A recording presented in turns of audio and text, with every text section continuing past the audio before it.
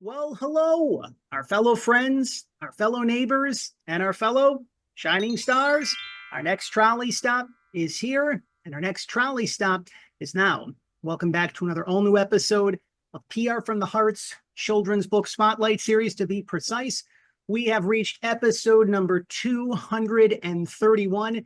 That is the 231st trolley stop here at the Children's Book Spotlight series here at PR from the Heart as we usher in the year of 2025. We hope that all of you, wherever you are, wherever you may be, had a peaceful, blessed, and magical holiday season. My name is John Masiulionis, the manager of PR from the Heart and the host of the Children's Book Spotlight series, joined as always each and every week, each and every trolley stop, by my faithful furry friend and forever companion, little Forrest, who reminds me, now listen, John, I'm not only your faithful furry friend and forever companion in this journey, this magical journey called life, but I'm also your co-host on the Children's Book Spotlight series. So little Forrest as well hopes that all of you, wherever you are, wherever you may be, again, had a peaceful, blessed, and magical holiday season. We're super excited because this is going to be an amazing year for all of us. 2025, we're starting off with a clean slate, so much fresh energy coming in.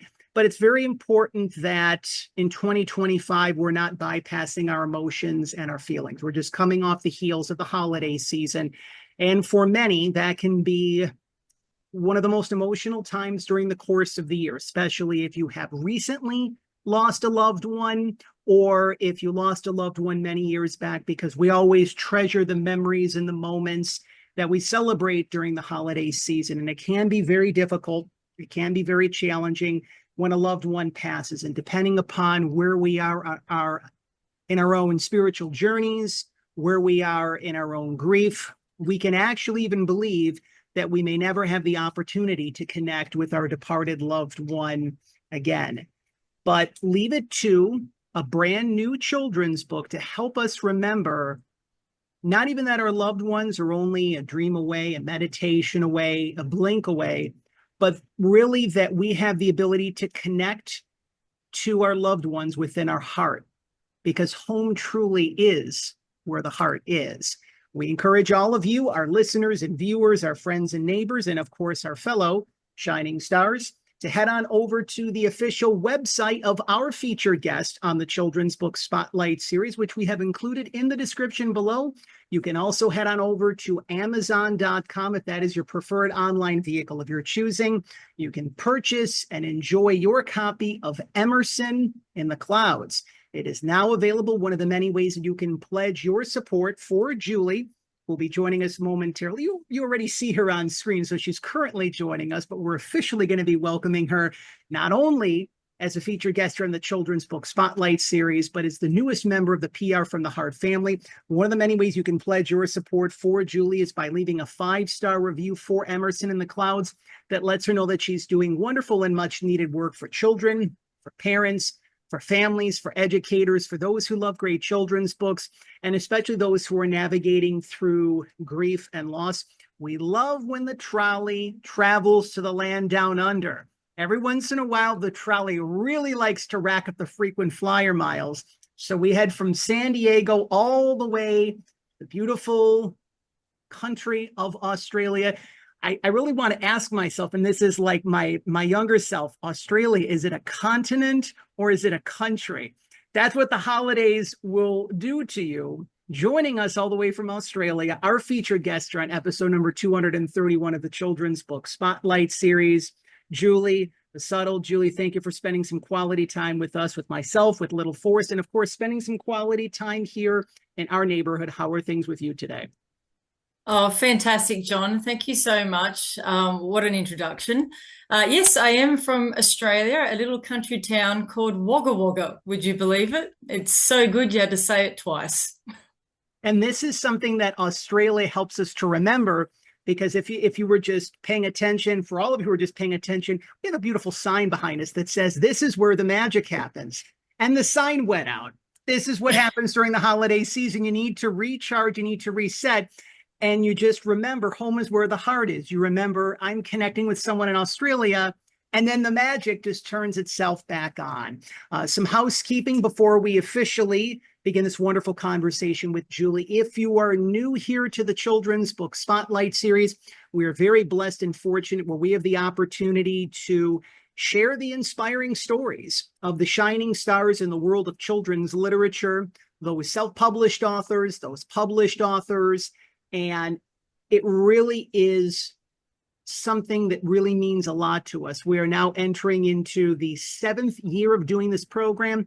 Whenever we have the opportunity to help someone share their story, it really means a lot to us. It means a lot to all of you. And of course, if you are new to our neighborhood as well, one of the many ways you can pledge your support for us here at PR from the Heart, for the Children's Book Spotlight series, and for Julie. If you are new to the program, you can subscribe to PR from the Heart's official YouTube channel. Share this very special trolley stop that you are now enjoying. That is episode number 231 of the Children's Book Spotlight series. And of these messages that we're talking about, not even just death and grief and loss, but how our loved ones are really with us wherever we are, wherever we may be. To share this very special trolley stop, that is episode number 231 on your favorite social media platforms of your choosing. Julie, I'm very appreciative of this conversation because it's interesting. The number one statistical, I guess if you want to call it, category of authors who have come into my life over the past nearly 11 years have been authors who have been touched by grief and loss and death in some way, and or who have written a book about it. So I want to take the time to not only honor the creation of this book, but your story, your origin story. Whenever we interview a children's author on the Children's Book Spotlight series, we're reminded that there is at least 2 origin stories. There is the origin story of the author, and then the origin story of the book or books that we're sharing on the program.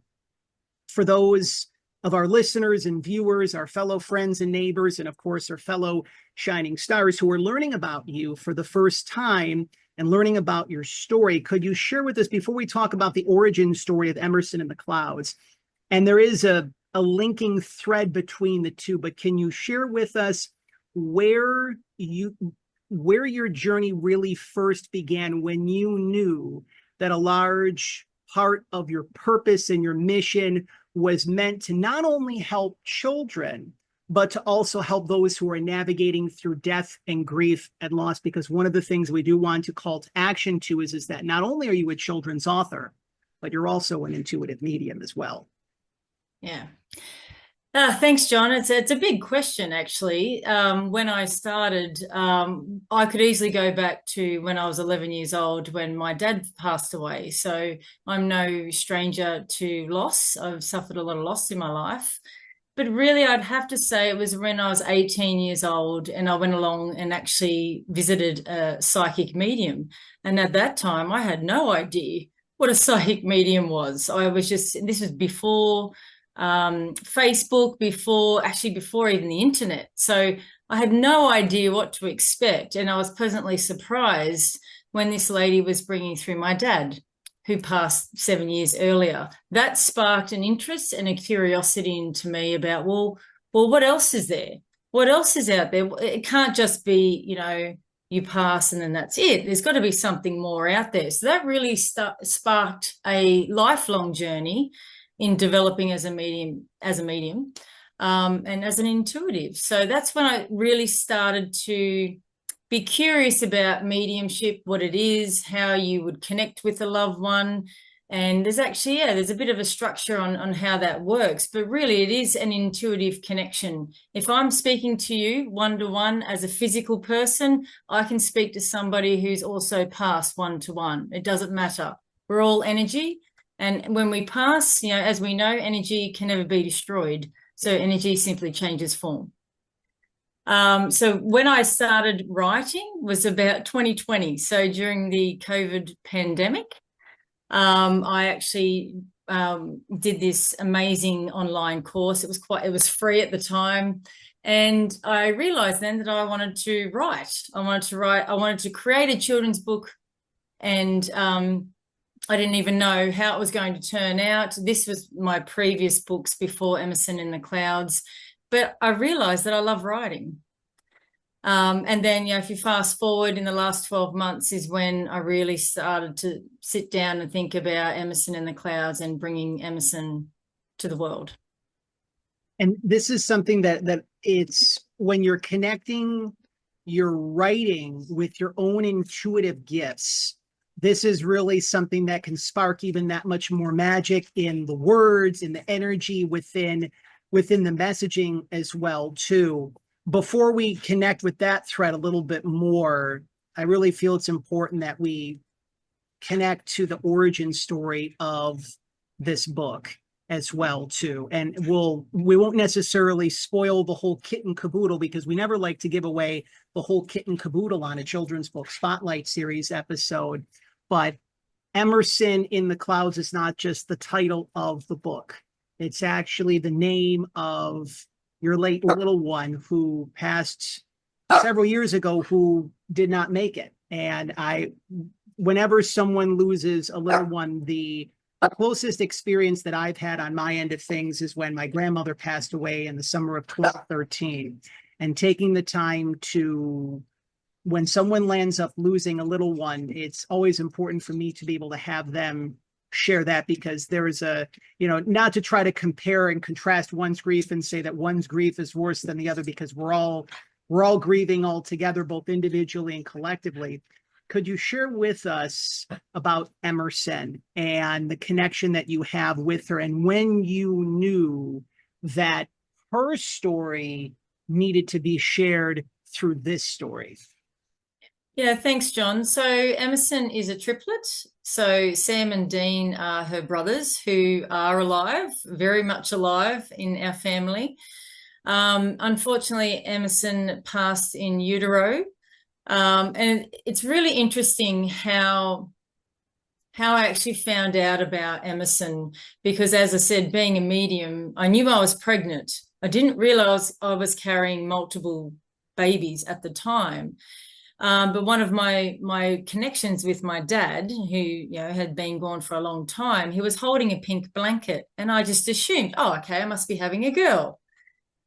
Within 6 weeks of falling pregnant, I actually had to go to the doctors, and I found out that there was 2 in there at this point. And at the time I thought, okay, well, it just must mean that I'm having twin girls, right? Because Dad would come through and he would show me this pink blanket. And I'm like, okay, yeah, I'm having girls. And then if we fast forward to about 4 months, I'm sitting in the doctor's surgery, and I'm talking to my doctor, and I said, oh, well, imagine if I was having 3. I don't know if I'd be able to carry them all, because I was mildly freaking out about having twins. I already had a singleton beforehand, but hello, we're having multiples here. And the doctor actually confirmed it there and then and said there actually was another egg that got caught in the fallopian tube. So Sam and Dean were in one sack, if you like, and Emerson was in the other one. So actually, when you get to a certain age, John, women actually start to naturally release multiple eggs. I didn't know this. So I actually had Emerson was the one who obviously didn't make it. And that's when I sort of started to piece things together. I'm like, well, why would Dad show me a pink blanket? It just was really bugging me. And then we fast forward again to probably when the twins were around 2 years old. I have a friend medium, and she was actually giving me a reading, and she was talking about this little girl. And I'm like, oh, well, okay. I'm starting to put the pieces together here. And it was at that time that I actually first had my sensation of connection with Emerson. And so Emerson continues to grow at the same age as the twins. So the twins are now 9, but when I wrote the book, they were 8. So Emerson is actually my mum's maiden name. So if I ever had a girl who took first breath, I would have called her Emerson. And that is the start of my connection with Emerson, if you like, my real connection with Emerson. And then fast forward a couple of years later, I was actually talking to another medium who did not know me from a bar of soap, and was saying to me, because I've been thinking about writing about Emerson, telling her story. And it is quite a healing thing, because we keep talking about Emerson in the family, even though none of the boys and my husband haven't actually met her. I see her because I'm a medium, I'm very privileged to see her. But it opened up a conversation, and now the twins freely talk about Emerson and how they visit her, in their dreams. And so that's when the idea of writing about Emerson and being in the clouds is essentially the ascension place, I refer to it, or heaven, if you like, a place where our loved ones go when they pass. And so I started to write. Actually, I made an intention to connect with Emerson and to write the story with her. And in my imagination obviously comes into this as well, because I'm imagining, okay, well, what is Emerson doing right now? Who is she seeing over there? Because I've lost a lot of loved ones. And every character in the book, except for two, actually are loved ones who are over in the spirit world with Emerson. My mum being one of them. At the time of writing the book, my mum had dementia, but she passed 2 weeks ago. But in the actual story, she was in between worlds. So she was here, but she was also over there. And now I know I've already had a visit from mum with Emerson, so I'm very blessed to have that experience. Thank you for sharing that very much. And we are going to be talking more about some of Emerson's adventures when we dive into the pages of Emerson in the Clouds momentarily. I give you a lot of credit specifically because whenever someone loses a very close loved one, it's very easy for us to just say, you know what, maybe we'll just check out. Maybe we'll come back next lifetime and we'll try this whole thing all over again. Because especially it's scientifically and statistically proven that, again, as I just mentioned during the intro of the program, that during the holiday season, that's really when you can tend to see the most suicides and the most just emotional challenges that people tend to go through. One of the things that we always love to share with an author's open vulnerability is we all navigate through, while we're walking this earthly plane, challenges, difficulties, obstacles, problems, stressors, troubles, worries, you name it. But thankfully, we have the ability to get through to the other side of those. Knowing the fact that you lost Emerson, you were navigating through your own grief, specifically, what were some of the other challenges that maybe you encountered during that time frame, or even just maybe throughout the course of your natural adult life? And specifically, what were some of the things that helped you to get through to the other side of those challenges and difficulties? Yeah, it's a great question, actually. There was a lot of times that I would get to a point when I was writing and could feel Emerson there and, connecting with her. I got really angry. It was not fair. I went into the not fair. It's not fair that here I am, I can still connect with her, but my family can't see her. I can't physically touch her, which is one of the things that I would say, having a physical life, which we're all here, we're all having a human journey, a physical journey, because we're, 3D, is touch is one of the things that we have. We're able to touch people. We're able to, even when mum was alive, and this is, I never had that with Emerson. I never had that ability to touch her, play with her hair, touch her face, those sort of things. They came up, those moments, as I was writing it. And look, to be honest, how I dealt with that is how any person would deal with that. I cried.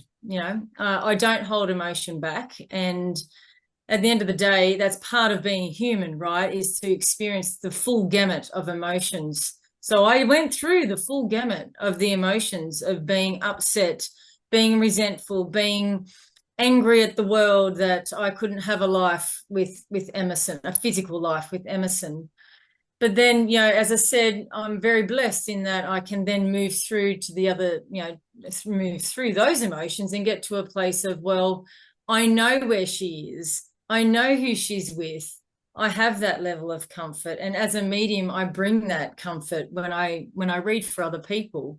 And that's why I do it, because I have lost a lot of people, not just my dad, all my grandparents before the age of 13, my best friend a week after my firstborn was born, I lost her as well.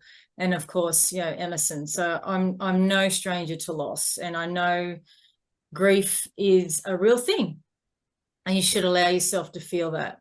And I found my journey writing about Emerson, writing about what she's doing, and seeing her in a whole different light rather than just focusing on the fact that she's not here, was very healing. And it sparked a lot of conversations within our family about, oh, okay, well, the boys started to ask questions around, well, what is death? Because they haven't experienced it until very recently at that point.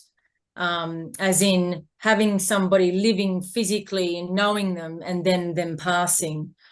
So yeah, that's where, that's how I dealt with things through that time. And I appreciate not only your vulnerability that you shared during those moments, but your vulnerability with us, because several things that I've learned along my own healing journey is that, one, when we share our stories, there is healing that we can experience on a deeper level individually, as well as together on a collective level. That's number one. Number two, a dear friend of mine who came into my life about 5 years ago or so, give or take, had helped me to remember that in order to heal it, you must first feel it. And this goes back to what I mentioned during the introduction of episode number 231 of the program, is the fact that we can tend to bypass our own emotions. And even unconsciously, when we see one of our friends, loved ones, colleagues grieving the loss, we can say, there, everything is going to be okay. And we may mean well when we share that, but at that particular moment, that person might not want to hear that everything's going to be okay, because for them or for us in that particular moment, it's not okay. And if anything, we want just someone to hold the space for us. We speak a similar language, so you're familiar with the term hold the space for someone. Yes. But that just basically means that you don't necessarily have to say a word. I don't necessarily have to say a word, just that empathic heart, that compassionate ear really means a lot. And one of the things that I also encourage all of our listeners and viewers when they enjoy their copy of Emerson in the Clouds, the words are so uplifting in the story, but they're also healing at the same point in time. When I got through, like, if I could have just taken like a photo of the smile that I had on my face when I got halfway through the book, I'm like, wow, like this story is really uplifting. It's really nurturing. It kind of talks about a little bit of, sad stuff, quite a lot of sad stuff to a certain extent, but just knowing the fact that, again, you can get to that certain point in your life when you know that your loved ones are watching over you. They want you to have fun. They want you to enjoy your life fully. And we still have so much more to be able to talk about. So we hope that you are enjoying the start of your new year with us, your 2025, here at the Children's Book Spotlight Series, episode number 231, the 231st trolley stop to be precise. Joining us is our featured guest, intuitive medium and children's author, Julie Busuttil. We encourage all of you, our listeners and viewers, our friends and neighbors, and of course, our fellow shining stars. You can head on over to Julie's official website, which we've included in the description below. You can also head on over to Amazon.com if that is your preferred online vehicle of your choosing. You can leave a 5-star review if you feel called and guided to do so after you read and enjoy Emerson in the Clouds, because leaving a 5-star review lets Julie know that she's doing wonderful and much needed work for children, for parents, for families, for educators, for those who love great children's books, and for those especially who are navigating through grief and loss at this point in time. If you head on over to your favorite local library, your favorite children's or independent bookstore, and if they do not stock their copies of Emerson in the Clouds, make that kind recommendation. This is our little tip of the cap, as we like to say here at the Children's Book Spotlight Series. Let them know that you heard about Emerson in the Clouds right here as part of episode number 231 of the Children's Book Spotlight Series. And for all educators, teachers, principals, librarians, school superintendents, whether you are watching this episode in the beginning of 2025 or at any point in time in the future, grief does not take a vacation. Grief can hit the lives, the minds, the hearts of your students at any given point in time. So this is a message that deserves to be shared because it really will bring more hope and healing into the minds, the hearts, the lives of your students. So as you are doing your part to curate the most empowering experience for your students in 2025 and beyond, you can head on over to Julie's official website, which again, we've included in the description below so that you can schedule your very own author school visit with her in the process. And this is one of the great things about us being able to connect through the world of Zoom is because you have the ability to share your message with children around the world. And we'll put a little bullet point in that, and a little pin in that, I should say, and circle back on that momentarily. One of the favorite times that we always experience during a children's book spotlight series episode is when we crack the cover and we dive into the pages of the book that we're sharing on that particular trolley stop that we are fully immersed in. So this story is unlike any story that I've ever read before, because traditionally speaking, the average children's book about death and grief and loss, it can look a certain way. It can look more square, more rectangular. It can be the traditional picture book.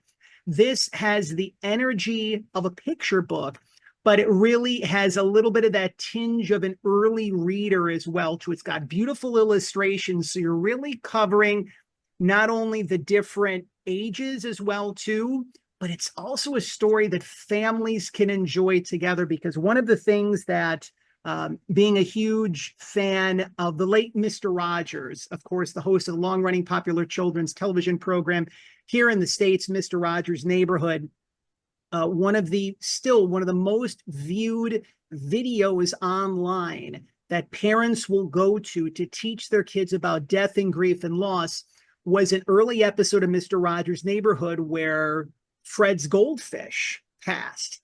And you can see it, it's kind of like in black and white, but it really serves to connect to what Fred always helped us to remember, which is anything that is mentionable is manageable, and anything that is manageable is mentionable.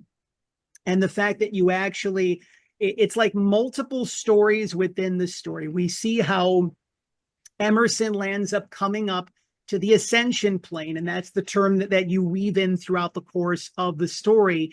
And she really has a very important purpose while she's there. So then you have the stories within the story, you have the multiple characters. Now, again, we don't want to give away the whole thing, so to speak, from cover to cover, but could you share with us, for again, those who are learning about the story for the first time, who are saying, you know what, Julie and John, I'm navigating through the loss of my sister or my cousin or my little boy. I really feel a connection to the story. Could you tell me a little bit more about it? Could you share with us some of the adventures that Emerson has while she's not only in the clouds, but navigating the ascension plane?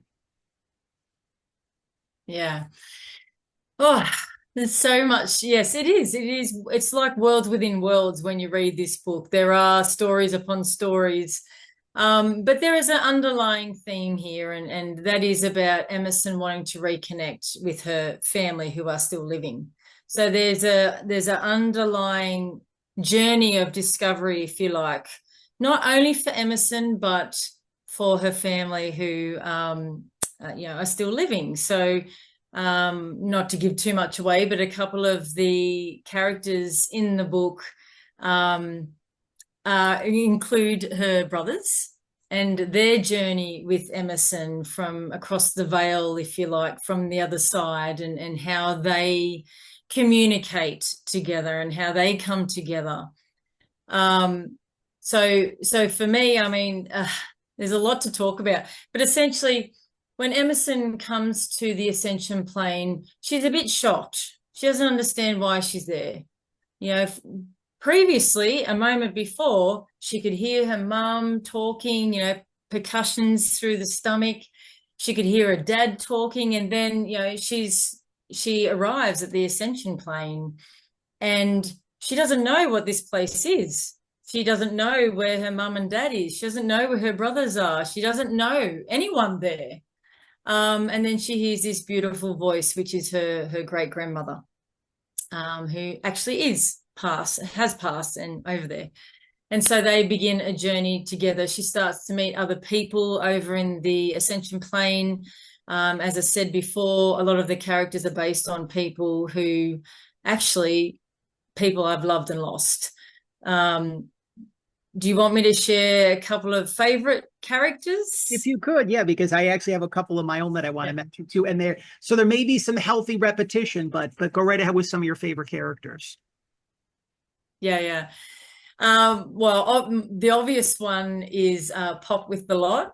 So Pop with the Lot is actually my dad. So the photo, actually the illustration that you see is based off a real photo of my dad when he was quite young.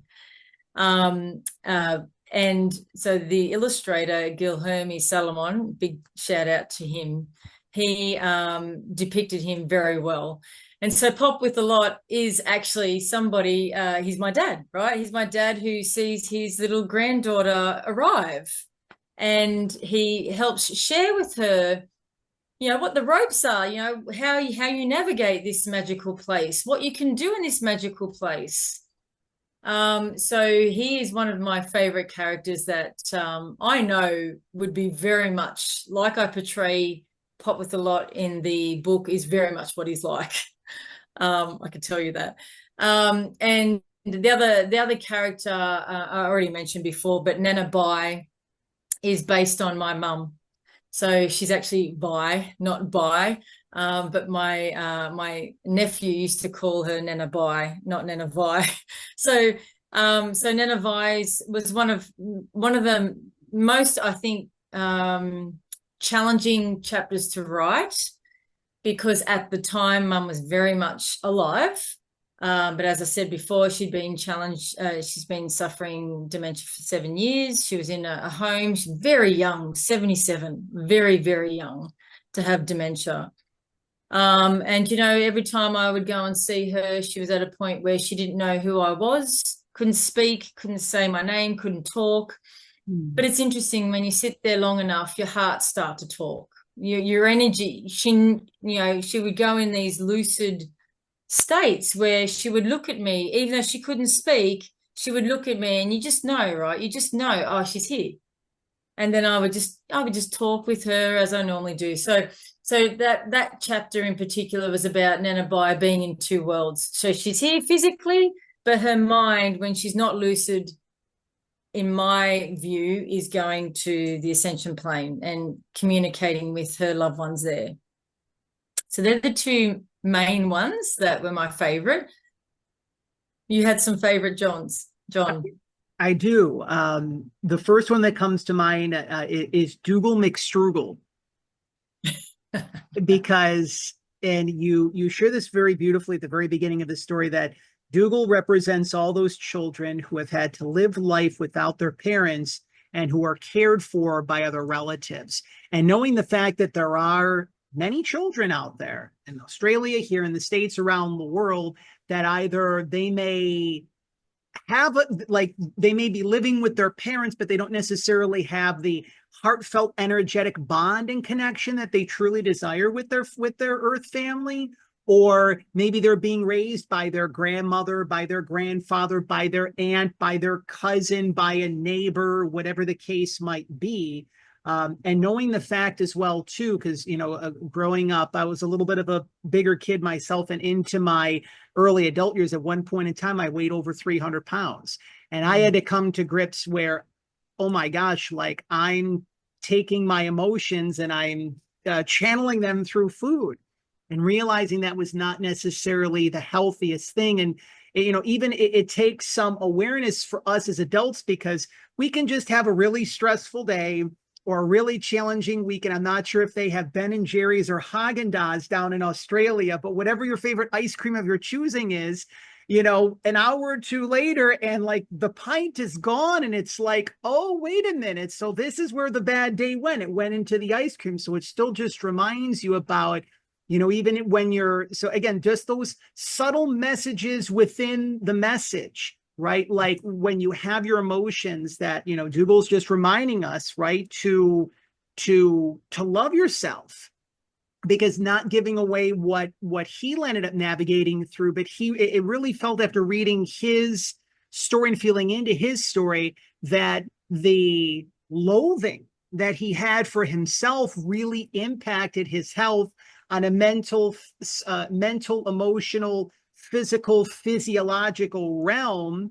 And that contributed to his short-lived life to the ascension plane. So that was one specifically that actually came to mind. I really love Doris the florist, because who doesn't love flowers, right? And when you take the time, whether it be if it's a wedding or if it's a funeral, if it's a graduation, if it's a baptism, there's something about flowers that helps us connect to life, to new life, to remembering someone's life. So being able to see the interaction between Doris and Emerson, and how in many respects that Doris is really helping Emerson to connect with her own intuition and her own gifts, again, without giving away the whole kit and caboodle with regards to the story.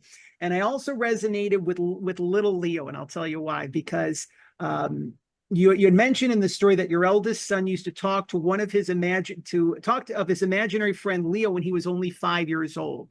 So I remember growing up as a kid, I don't remember what the imaginary friend's name was, but I would talk to an imaginary friend, right? Because you can find, kids' imaginations and creativity and curiosity can be very high, especially at very early ages, and they can find solace in just connecting with what could look like an imaginary friend, but it could be someone that is within the spirit world. But again, us as the adults could be like, who are you talking to? And not necessarily knowing that our children know exactly what it is that they're doing. They're very vibrant. They're very gifted. And your illustrator, as you mentioned, really did. And even though there's just a sprinkling of illustrations throughout the story, it really helps to pace things well and to give the visual aesthetics that much more of a kick. Probably my favorite illustration is towards the very end of the story, where there is a reconnection of sorts between Emerson and her mom.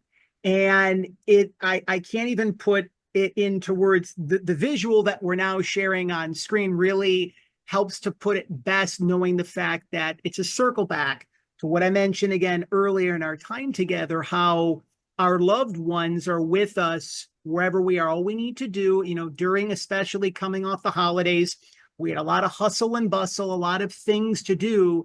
And that's when we can disconnect from ourselves. We can disconnect from our gifts. We can disconnect from our loved ones. And I know that, especially being part Polish, so we have a tradition that's called the Wigilia. It's the Polish meatless meal. So I remember my grandmother, and she would make different kinds of pierogies, different kinds of fish, different kinds of soups. So I really feel the connection with my grandmother around the holidays. But she even reminds me, like, it's not just during the holidays. Like, if you're having a little bit of a bad day, you're having a little bit of a challenging week or a season of your life, like, I'm here.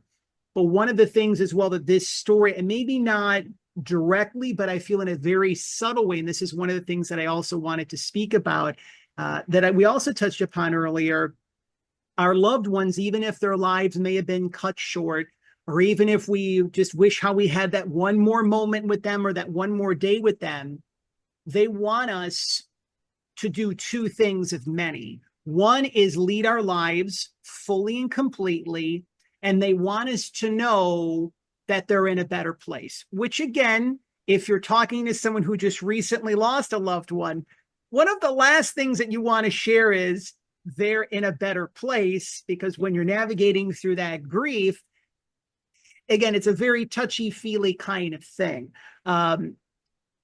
What does it mean to you knowing the fact, and this is maybe you can even just share some of the feedback that you've heard from whether it be children who've navigated through death and grief and loss, adults, seniors, educators, death, grief, and loss touches everyone, no matter what side of the aisle that you're on, right? Republican or Democrat, if you're short, tall, blonde, blue, male, female, we all experience death, grief, and loss in some way, shape, or form. Why was it important for you to have these messages within the message, these stories within the stories, so that people could really find connections no matter where they're at on their path within the story? Yeah. Another great question. Look, at the end of the day, we're all connected, right? We're all connected through all space and time, if you want to think of it that way.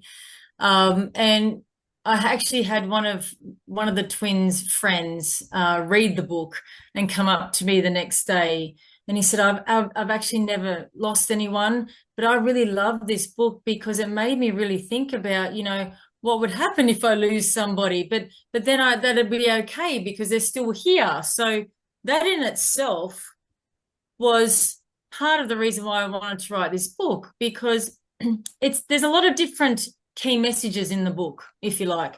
One is that we're all eternal. We're eternal.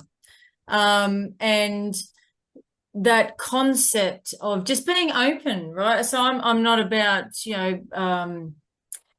telling people how they should believe, what they should believe in, or anything like that. It's not about that at all. It's just being open to the possibility that, okay, if we're all connected, then when somebody is sad or grieving, then that is also going to emanate out to somebody else, right? So if we're all in the grieving process together in some degree, we can also be in the creative, thriving process together. And that's one of the real things that I'm very passionate about, not just with this book, but in my life, is that I really want our children to be self-powered, to be intuitive, to know how to tap into their own intuition and apply it, to get their own answers rather than have to seek it out from other people and think that they don't have the power or they don't have the creativity within them.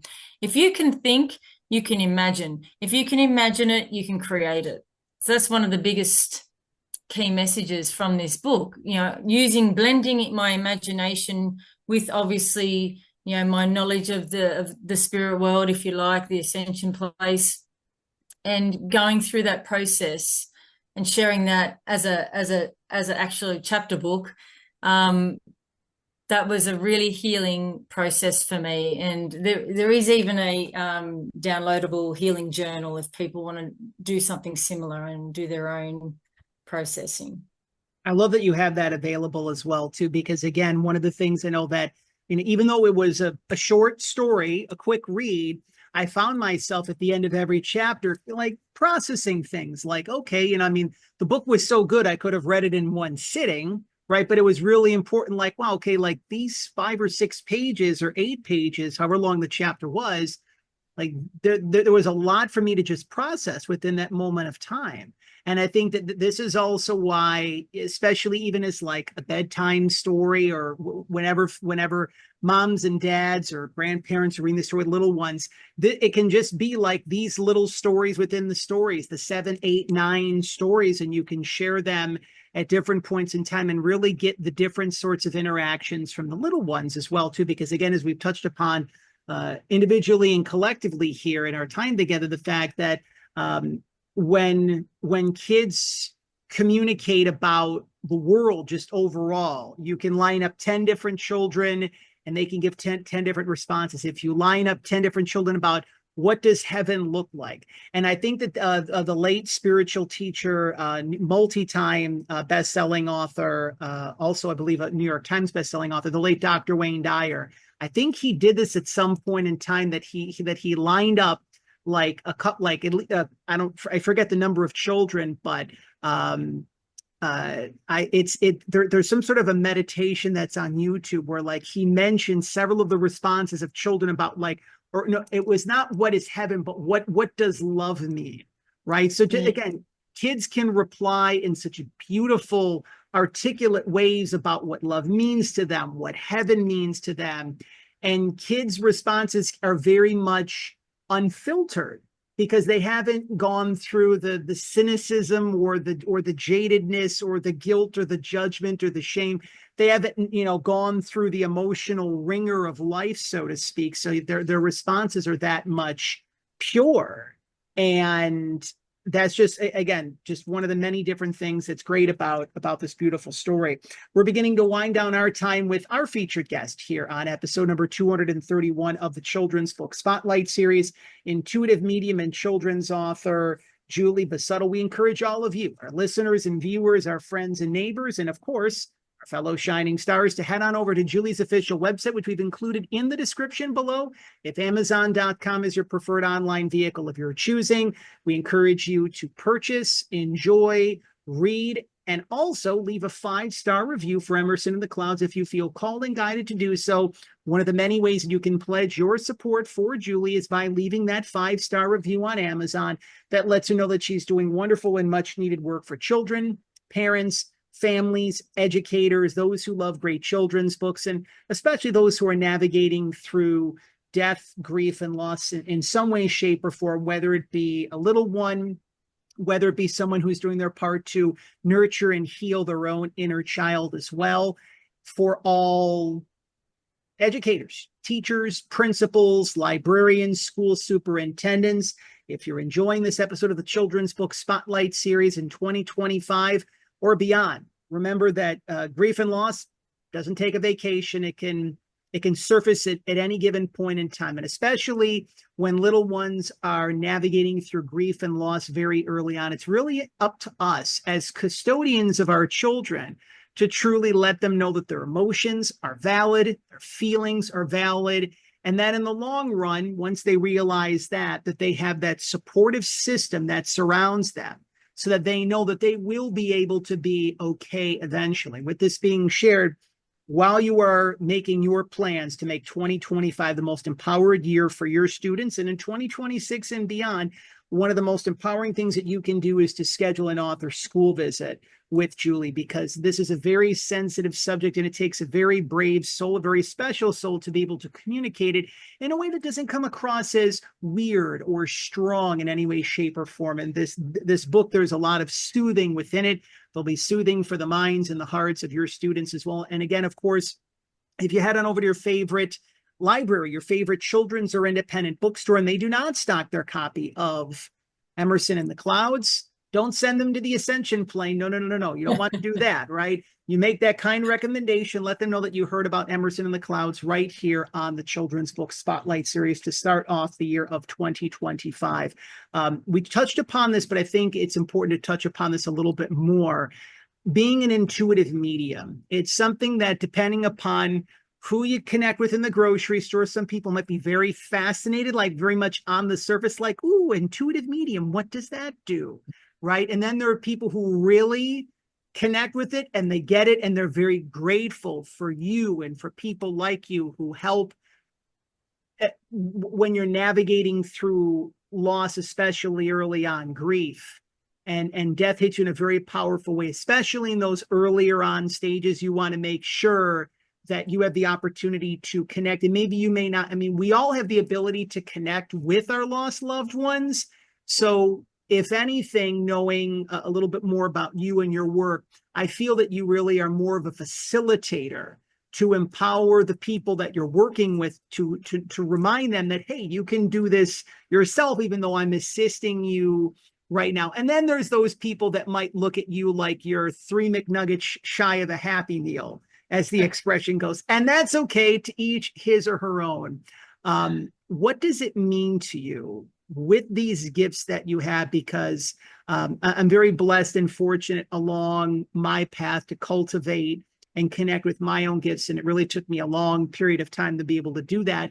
But they're there for myself. They're there for other people if I can provide some sort of comfort and support for them in their time of need. What does it mean to you having these gifts and you're utilizing them for the greater good? This isn't, I mean, yes, on the surface, you're helping people to feel better. So there's that, but it feels like it's something even that much more deeper in the process. Could you kind of expand upon that a little bit if you could? Yeah. No, thanks, John. Yeah. Look, as I said before, having lost a lot of people in my life, I understand what it's like to be grief stricken. Okay. And I know that it comes in waves. Sometimes, you can go a whole year and feel like you're going okay, and then something will be triggered or be reminded, and then you'll be straight back into it, into feeling those, which rightly so, those feelings of, despondency and fear and anxiety and sadness. So what I love about being a medium is it's actually not about me. I'm literally just the medium. So I'm the conduit between you, for example, John, in the living, and your loved one who's passed. So I'm just facilitating a space where you feel safe, you feel held.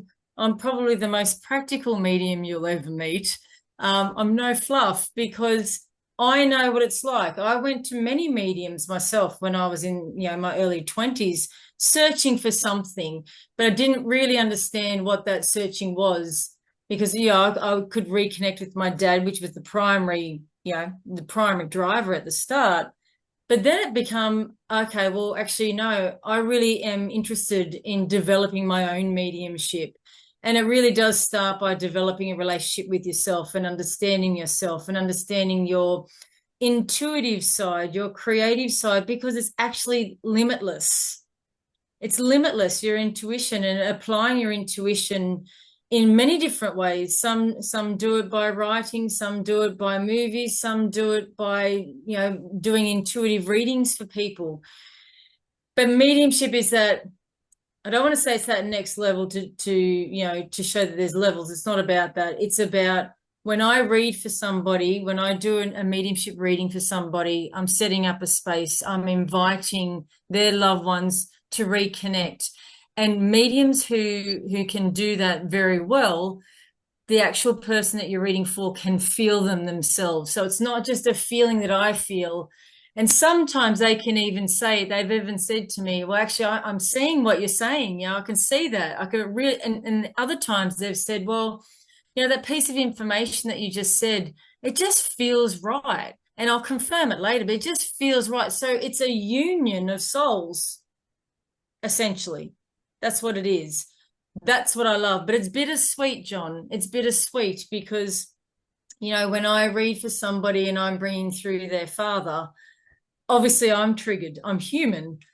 I've lost a loved one. I've lost a dad. So I know what it's like when you lose a dad. So when I say it's bittersweet, I feel all the emotion that comes with it. I feel all the love that comes through for that person or people, but I also feel all the sadness and the regret and that sense of, if I only had another day, if I only had my time again, that sort of feeling. So life is very much a gift that really should be lived to its fullest and experienced to its fullest. And that includes feeling the whole gamut of emotions, but not getting stuck in them.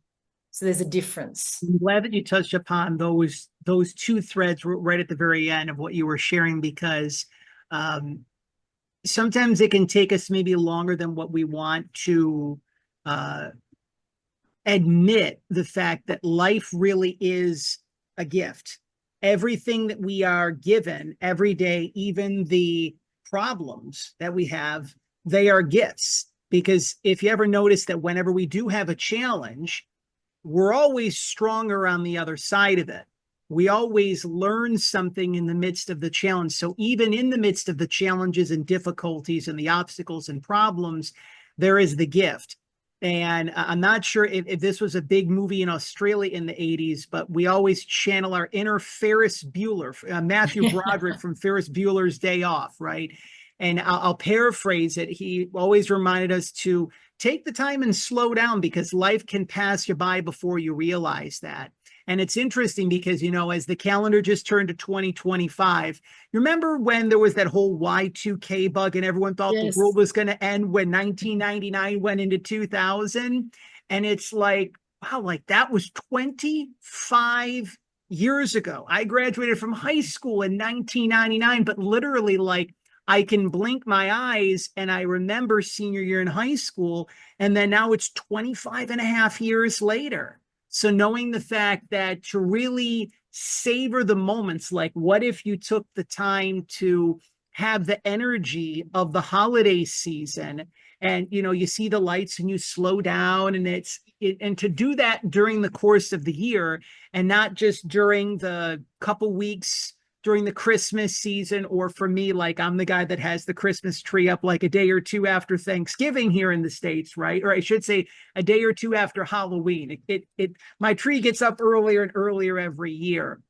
But with all this being sure, the importance of living life to the fullest, and even when we have I know for me that sadness and anger were two of the biggest emotions where it's not to say that I felt afraid in many respects of connecting with those emotions, because in many respects, those can be the deepest of the feels where you're in the throes of the throes. And it's very easy to have the bag of Doritos or the pint of Haagen-Dazs and just drown your sorrows in that. And every once in a while, the Doritos serve the purpose and the Haagen-Dazs serve the purpose. But again, you get to the point where one of the anthems that we are sharing throughout the Children's Book Spotlight series this year, as well as the sister program of the Children's Book Spotlight series, sneak preview, by the way, if you are watching this episode when it premieres almost right away or several days thereafter, our dear friend and fellow colleague and fellow neighbor, David Newell, you remember him and you love him as the beloved Mr. McFeely on the popular long-running children's television program, Mr. Rogers' Neighborhood, where David and I will go further in depth into Emerson in the Clouds as part of episode number 45 of the Neighborly Reviews bookcast as we kick off the Neighborly Reviews bookcast for the year of 2025. So a little sneak preview of that. You just stay connected with prfromtheheart.com, our official YouTube channel. We've got you covered. But knowing the fact that this year really is about self-empowerment. So no matter whatever it is that you are navigating through, if you're experiencing the highest of the highs, great. Stay connected, stay empowered to yourself, give back, help people as you can, but know the fact that even if you are navigating through the opposite of that, if you're moving through the proverbial divine storm, to take the time to know that you can empower yourself to be with whatever it is that you're feeling. And if you're having difficulties doing that, that there's people like Julie, that there's other practitioners that are out there. There's counselors, whatever the help is that may be needed. There are people that will help you to remember that you have it within you in the process.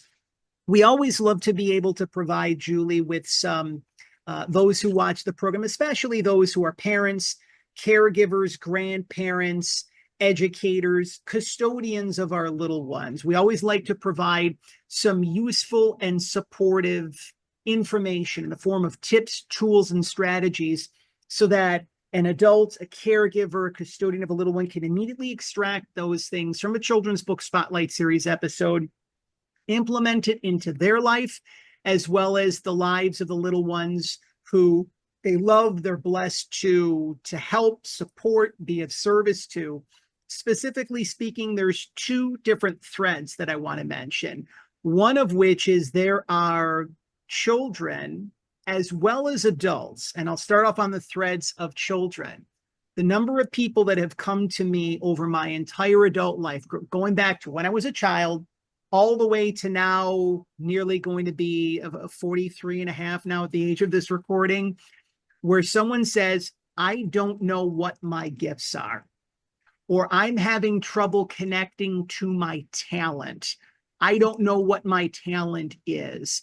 What are some of the things that we can do to help our children connect to their gifts, their skills, their talents?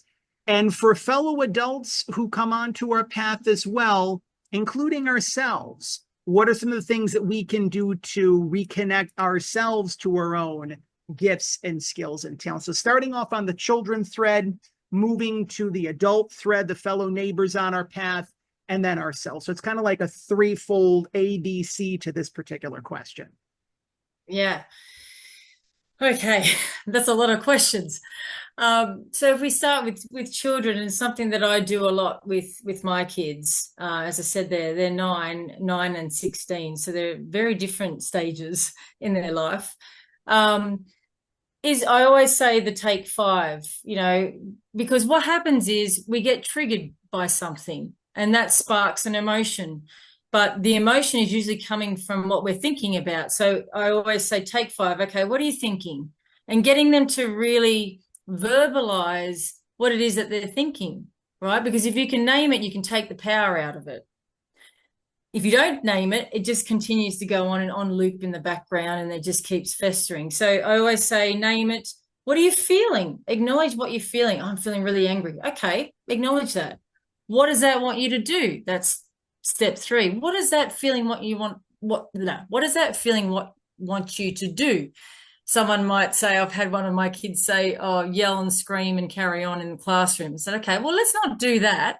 And then the next bit is, what would you love right now in that moment? You're feeling all these feelings, but you're then redirecting the focus from focusing on the negative feelings, or I don't even want to call them negative feelings. They're just feelings.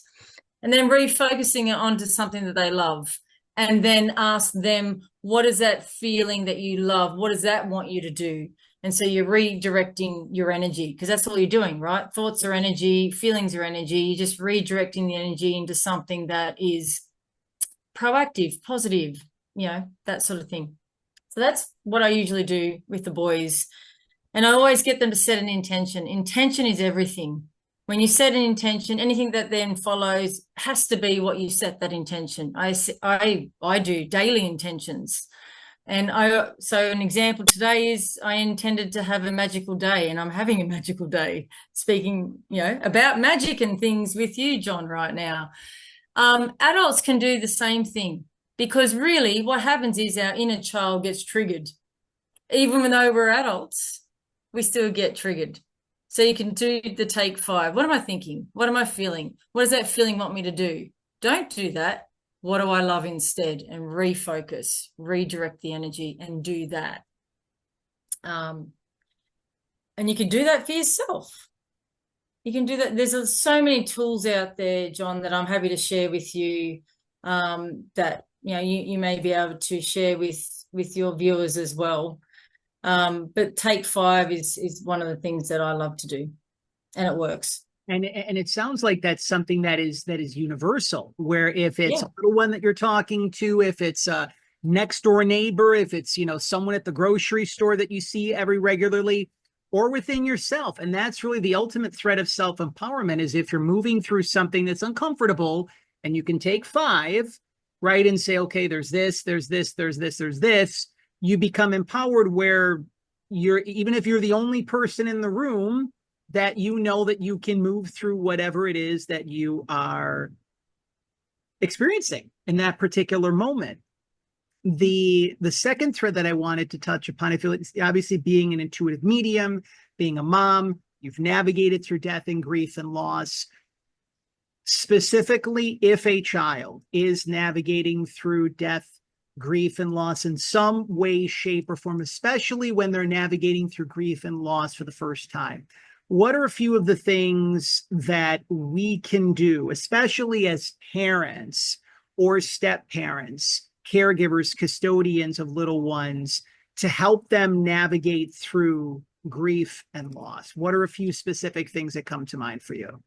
Well, the first thing is to talk about it. The worst thing to do is not talk about it, because kids have big emotions, and sometimes they can't name what it is that's going on for them. So it's actually just openly talking about it and saying, what are you feeling? And explore that. Allow them the space to process that. One of the other things that I've even done with the boys is write a story. Okay, let's make a story. Let's use our imagination. The weirder the better. Let's just go out there. Let's really imagine something. And, you could even that feeling of sadness or resentment or frustration that they're feeling after, losing somebody. Let's make a character about that. Let's talk about that character, because what that's doing is it's moving it from here, that's stuck there on loop, and it's being expressed out creatively. And the more that they start to write, the more characters that they can start to add into that. So that's why I think storytelling, whether it's through a book or whether it's just writing it yourself, for your own benefit, I really feel like that is a way to, and kids can do this. kids can do that, have the most imaginative minds, because as you said, they're still in their individuation phase, right? They're still learning what things mean about the world. So why not use their creativity in a time where that could really help them and their intuition? Teaching kids how to use their intuition is really simple. It's like, if you can imagine it, then you go into that feeling, and what does it look like? What's obvious about that? What's obvious about what you're receiving, and go with it. Don't discount it. And kids won't, because they'll go with it. They'll go with whatever they get. They'll run with it. And that's what I love about, reading and doing book readings and stuff in public school, or in any school really, is that getting them to imagine, not just look at a character that they already know about, like, or a game they know about, getting them to create it themselves, because everyone has it. Everyone has limitless creativity. And I especially love not only all of the ways in which you had mentioned, but having those conversations. And one of the greatest gifts I feel that I've been given through my work as a publicist for children's authors, and especially supporting those authors who have written books about death and grief and loss, those specific books like yours, they're not just conversation starters. In truth, they are conversation starters, because there are parents that may have their own unprocessed emotion. Maybe they weren't with their emotions and their feelings when their Aunt Sue or their Uncle Bill passed away eons ago, and now they're kind of having to be with their little ones with their grief when they haven't processed and tended to their own grief and their own feelings. So it's like, okay, what do I use as and there's a term that I use that Mr. Rogers used in a little bit of a different way when he was trying to secure $20 million worth of funding, which was a lot of money back in like the 60s when he was trying to secure it, when he was speaking in front of Capitol Hill. And this was something that was can be seen, I believe, in the Mr. Rogers documentary, Won't You Be My Neighbor?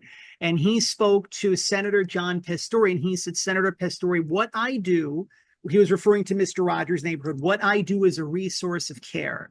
And that's a term that really struck a chord with me, because I feel that the Children's Book Spotlight series is a resource of care. Children's books about death and grief and loss are resources of care.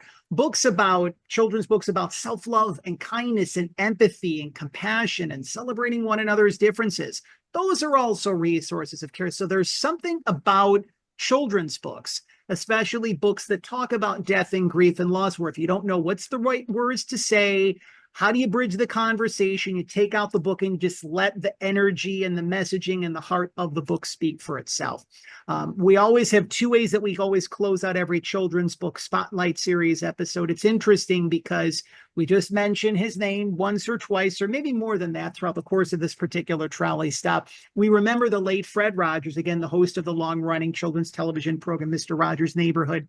And it's very interesting because he did this in different ways, shapes, and forms, most notably on the program, on the neighborhood. But whenever he traveled across the country and he spoke to students who were graduating from college, he was a very big speaker at college commencements, but he also spoke in front of libraries and other organizations. Whenever he spoke to kids at hospitals, whenever he spoke to parents, most notably when he received his Lifetime Achievement Award at the Daytime Emmy shortly before he passed from stomach cancer. And he always kept the time, Julie, whether it be 15 seconds, 30 seconds, or a full minute. He encouraged us to remember those who helped love us into being. Mm-hmm. And that was his way of saying, remember those, I use the term earth angels, remember those people who came onto our path when we were navigating through the heaviest of the emotions, that were there to give us the real life tissue, maybe the spiritual or metaphorical tissue, to remind ourselves that we have the strength to overcome anything. And even just to remind us, if we're moving through the deepest of the deep, that it will be okay. Maybe not right now in this one, but everything is okay and will work itself out in the long-term grand scheme of things. Who are some of the people that you would like to publicly recognize here on episode number 231 of the Children's Book Spotlight series that have helped love you, Julie Busuttil, into being? I love that. Thank you. I definitely have to say my late mum, who's just passed. Obviously, Emerson has been very helpful for me in the last 12 months and for our family. Of course, my husband and my boy, all my kids.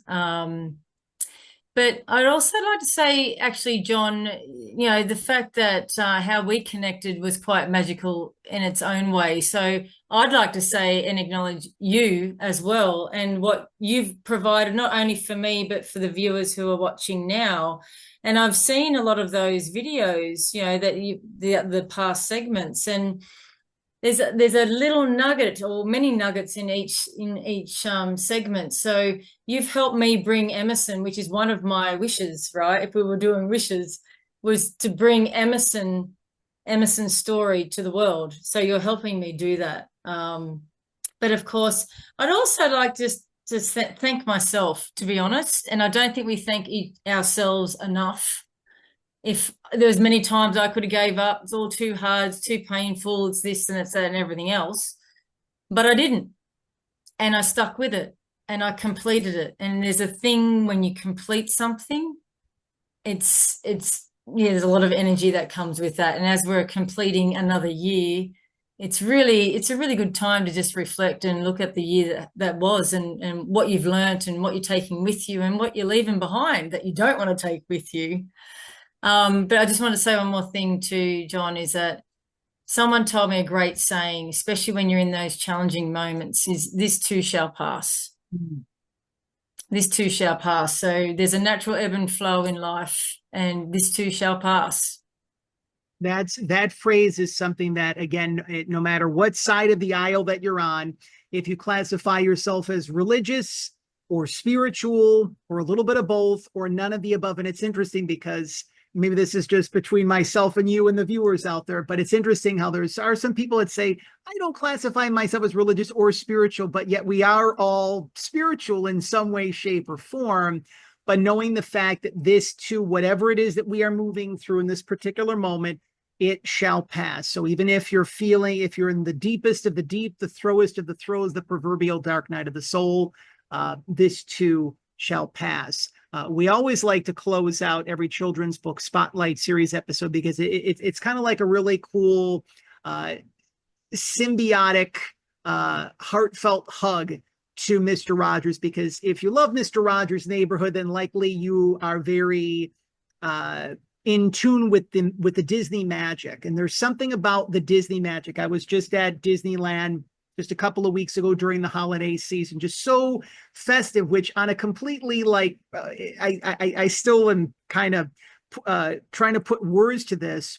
When I was actually leaving Disneyland and going into the Disney's California Adventure, which is the other theme park that's on the property, there was this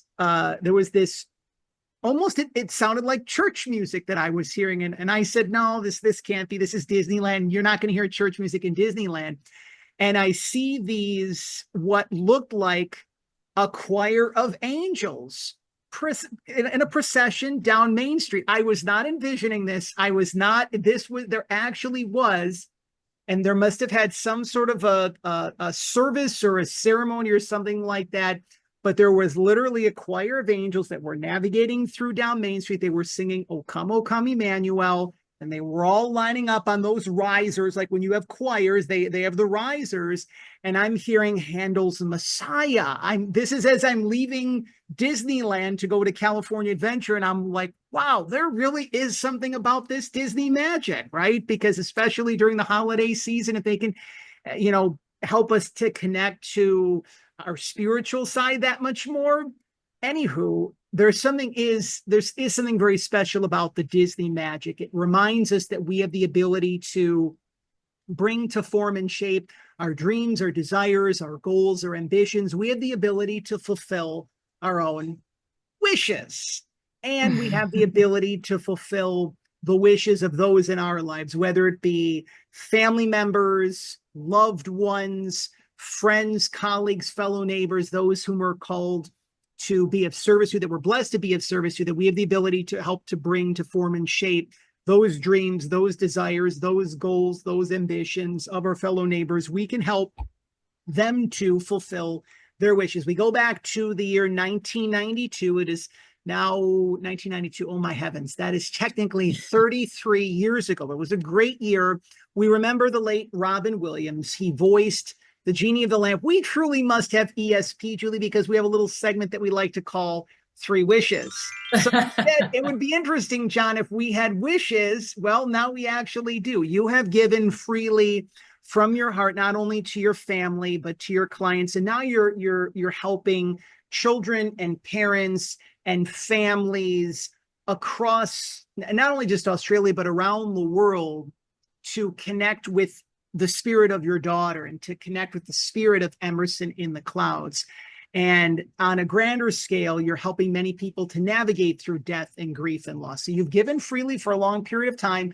This is your time to receive. So you're being given three wishes. I think the only automatic disqualifier is one, you can't ask for more wishes. Two, you can't make someone fall in love with you. Anything else, according to the Genie of the Lamp, is fair game. So these wishes, they can be for yourself. They can be for your family. They can be for your loved ones. They can be for the children of the world. What would those three wishes be? The first one, which I alluded to before, is that our young adults that are coming through are self-powered. And so with that wish is, encouraging intuition in schools, like learning how to, connect with yourself and use, actually apply intuition. It should actually be a subject, applied intuition, because there's so much that you can do in that space. That'd be a great class. Sorry? I was going to say that would be a great class. Like instead of, Right. we always remember like history/social studies, math, science. Like what if, the first period of the day was intuition? Right. Let's connect with yourself. Let's just imagine. Let's go there, right? It's creativity at its finest. Another one I would say is, really keeping the magic and wonder, because what you were talking about with the Disneyland is it's wonder, right? It's that feeling of wonder when you as adults, I think we get very busy, we get caught up with a lot of things, and we forget to have the magic and wonder in ourselves, but also share that magic and wonder. So for me, it's about magic and wonder, keeping that alive in families, particularly, adults, kids, families as a unit, extended families. That would be one of my wishes. Not just for my family, but for everyone's family. And the third wish for me would be simply that, Emerson is shared across the world. Her story is shared. What she represents is shared freely across the world.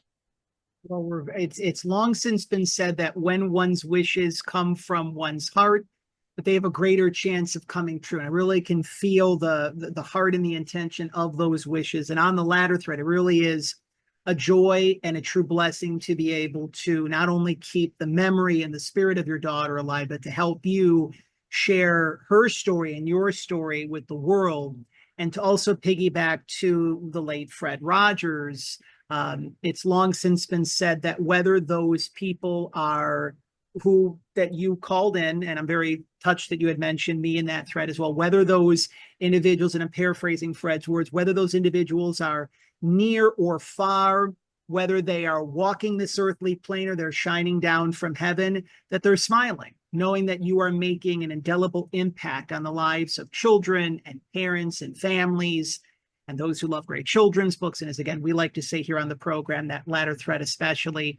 And then, of course, those who are navigating through death and grief and loss. If you are a fan of movies, you remember in the 80s and 90s, the late movie critic duo here in the United States, Siskel and Ebert, when they loved a movie, they gave it 2 thumbs up. Well, one of the fastest growing endorsements in the world of children's literature is when little Forrest, my pride and joy, gives 2 paws up for a book that we are sharing and diving into the pages of and thoroughly enjoying on a children's book spotlight series episode. And little Forrest and I've had the opportunity to enjoy from cover to cover Emerson in the Clouds. And we're proud to say that little Forrest, for his first 2 paws up for 2025, is giving 2 paws up for Emerson in the Clouds. Thank you, Little Forrest, as always, for your contributions to this particular trolley stop of the Children's Book Spotlight Series. Once again, one of the fastest growing endorsements in the world of children's literature. But when we hear the trolley, that means that it is time to go. But fear not. I know that you're feeling the sadness. It's like, wah, wah, wah. This is the end of a trolley stop, but that's okay because we're connecting with those emotions. You might say, I'm feeling sad, but then you can shift and say, there's many more magical trolley stops to come. So you see what happens? I was with the sadness there for a second, and then I'm like, oh, wait, there's more trolley stops to come. But first things first, raise your hand if you have had fun. On episode number 231 of the Children's Book Spotlight Series, we see hands from myself, hands from Julie, paws up from Little Forrest, hands from the little ones on screen. As we like to say, that means mission accomplished, job well done. Once again, we encourage all of you, our listeners and viewers, our friends and neighbors, and of course, our fellow shining stars.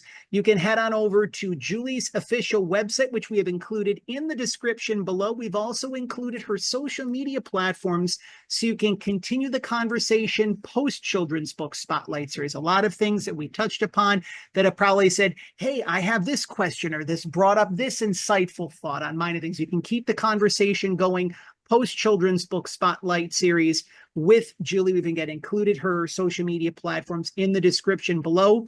You can head on over to Amazon.com if that's your preferred online vehicle of your choosing. Be sure to read and enjoy and leave 5-star reviews if you feel guided and inclined to do so for Emerson in the Clouds. Again, it is now available by leaving a 5-star review for Julie that lets you know that she's doing wonderful and much needed work for children, parents, families, educators, for those who love great children's books, and for those who are especially navigating through death, grief, and loss in some way, shape, or form.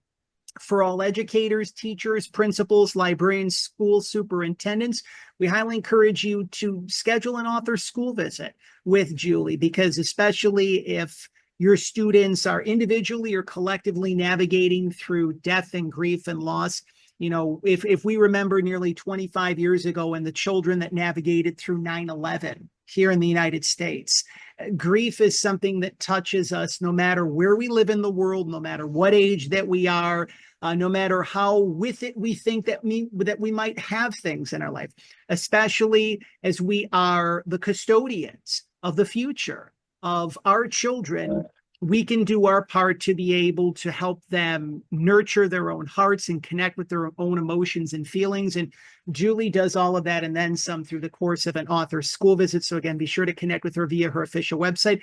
And of course, for all, if you walk into your favorite local library, your favorite children's or independent bookstores, we like to say here on the program, they are the pillars of our community. Local libraries, children's and independent bookstores, if they do not stock their copies of Emerson in the Clouds, make that kind recommendation. Let them know that you heard about it right here on episode number 231 of the Children's Book Spotlight Series. But again, there are many more magical trolley stops to come as we are now just beginning this magical carpet ride that is the year of 2025. So if you are a children's author or a middle grade author and are interested in appearing on the Children's Book Spotlight Series, to allow us to be able to help you share your inspiring story in the release of your brand new book, you can head on over to our official website, prfromtheheart.com, or connect with us via any of our social media platforms that you now see on screen.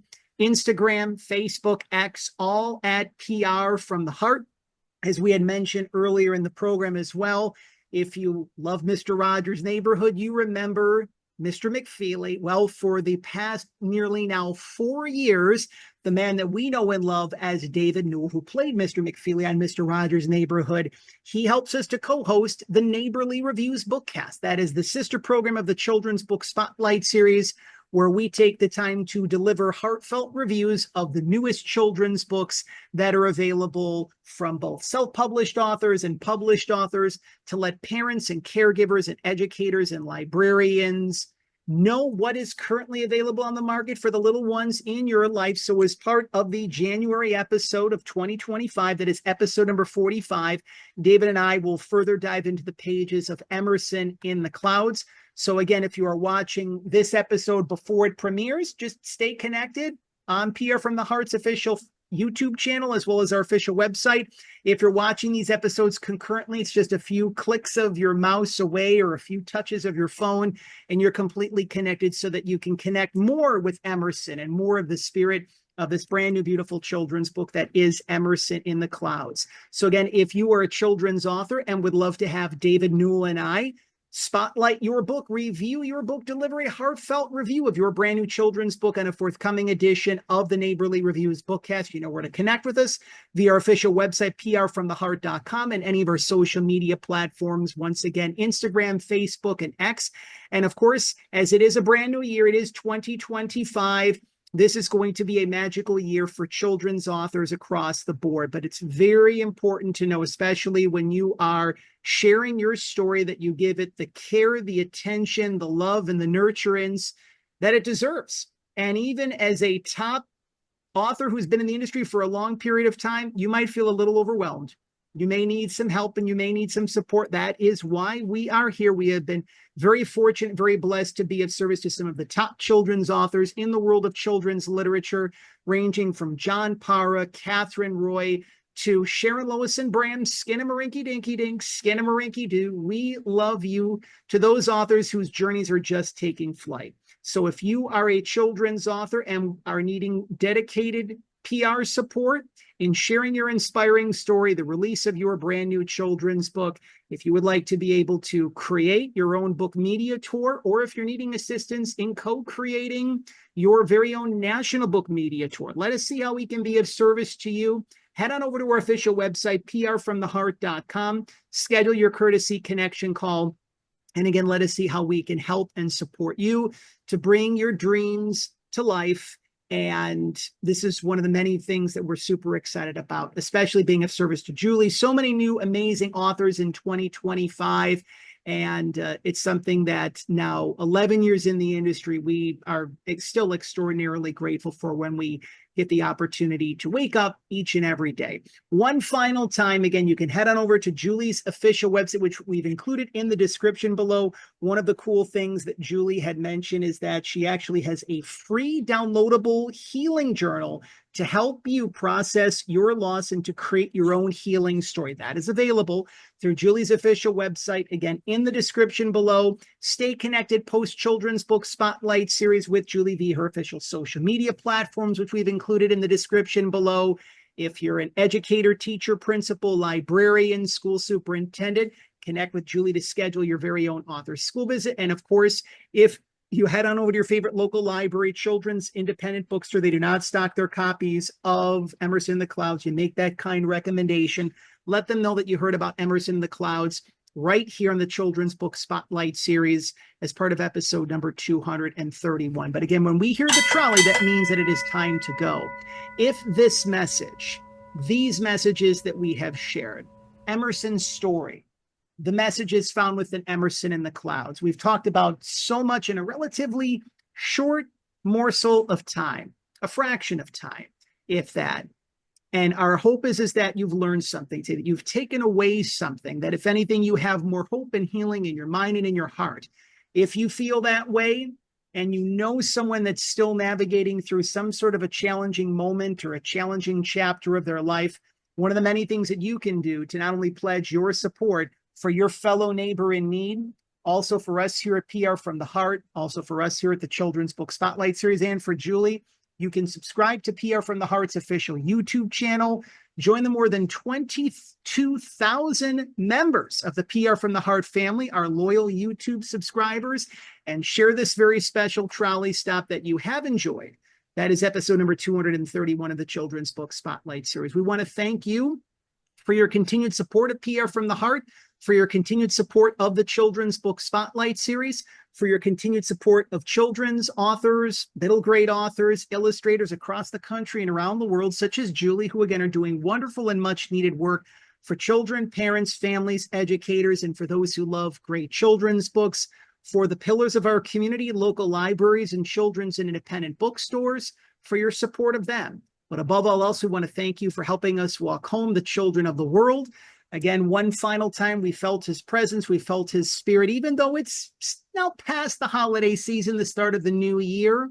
We remember the late Fred Rogers. And it's interesting, did you know that Fred Rogers weighed 143 pounds during his entire natural adult life? You might be wondering, Julie and John and little Forrest, why the heck are you bringing that up? Well, interestingly enough, in his own private numerology, Mr. Rogers knew what he was doing, because there's one letter in I, four letters in love, three letters in you.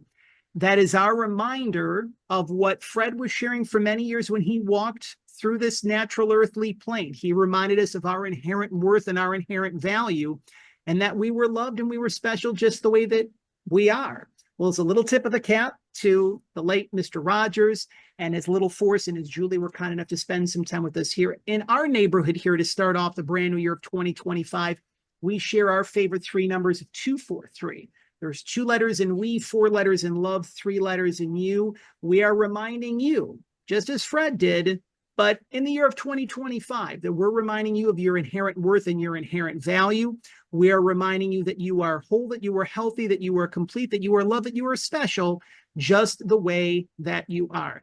Here's to a wonderful year of 2025, or if you're watching us maybe in 2050 and YouTube is still existing, a happy 2050 to you in the process.